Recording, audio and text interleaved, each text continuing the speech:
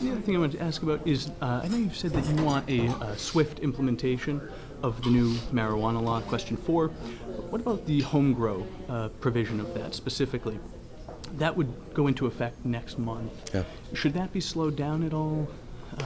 Or are you okay with people being able to grow marijuana? Well, in you their got to homes remember next month? that when the legislature's in informal session, it just takes one to stop something from getting done. So, I mean, as a practical matter, I think it's pretty unrealistic to assume that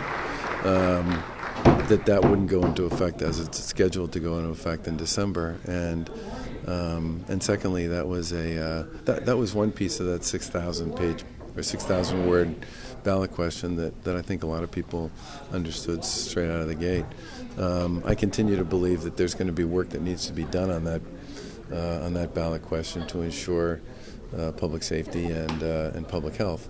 But I think the Speaker and the Senate President and I and everybody else are pretty committed to the idea that our job at this point is to make sure we follow through on the will of the voters here, which is to have a recreational marijuana market in Massachusetts, and to do what we need to do to make sure that while we meet that requirement, we continue to protect public health and public safety. Have you heard anything from Secretary Bennett as far as the public safety concerns?